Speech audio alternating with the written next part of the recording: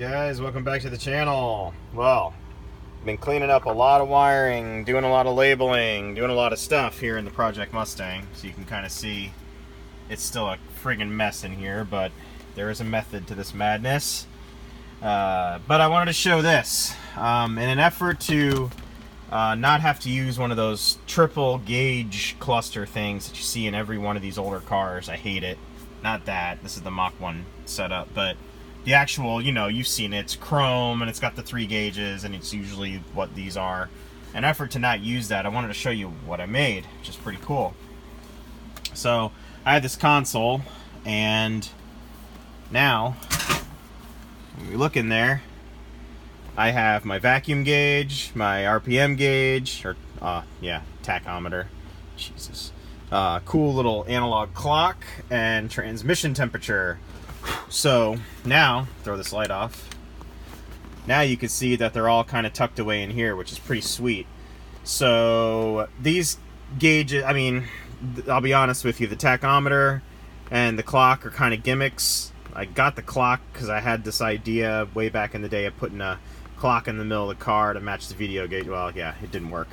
And then vacuum, I think, is always important to know, and obviously trans temperature is important to know as well on these FMXs. So, decided to hide them in here so I can still use my console, which is cool.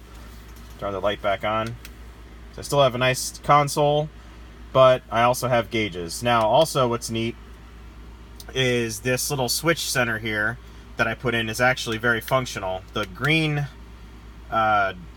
indicator light that you see there is to tell me that the MSD box has power at all times, so that's always a good thing to have, a pilot light to let you know your ignition box has power.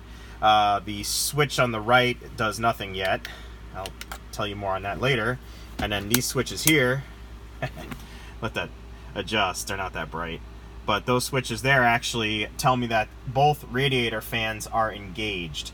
So the Holley Sniper, you can see down here, the car is fuel injected now. The Holley Sniper actually uses a ground trigger to trigger the fans to come on and off at whatever desired temperature you want. But the problem with that is if you try to start the car and the temperature is at operating temperature or higher, it's going to try to kick those massive cooling fans on when you're trying to start. So in an effort to alleviate some of the pressure on the battery, I can go on in here and actually turn them off while I crank the car and then turn them back on. And what these are basically doing is communicating with the relay up front. So let me take you up there and I'll show you what I mean. So, go through here. Sorry about the horrible camera work. I need a cameraman. So up here, if we look, up front we have the two Fastronics relays that I wired in, and these control the fans, which are here. The big Duralis, these things draw in like 25 amps each, so they're a huge draw in the system. Even though I have a 150 amp alternator now, I still want to try to alleviate some of that electrical draw when it's not necessarily needed. So those fans are wired into 30 amp breakers that you see there, those little red things. Those are self-resetting breakers. They come in off the battery, self-resetting breakers.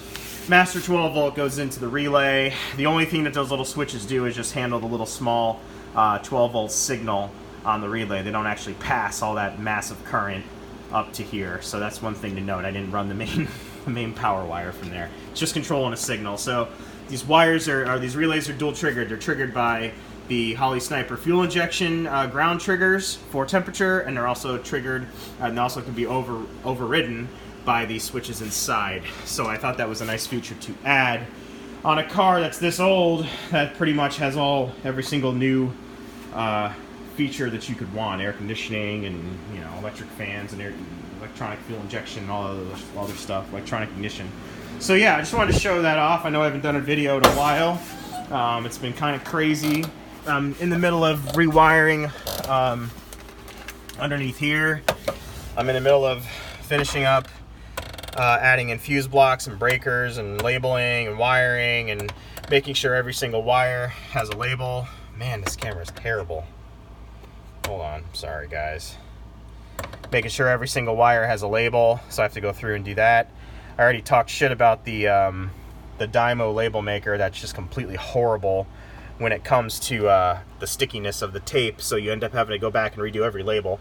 So I'm waiting for the new label maker to come.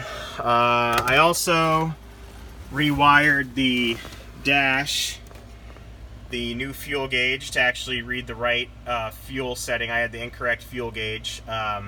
This is a 0 to 90 ohm, and I think I had like a 90 to 255 ohm, so I wasn't reading correctly. So now I actually have proper fuel gauge readings, and then all these gauges, of course, are by VDO. So I have quite a few VDO gauges in here, so I didn't want them to go to waste.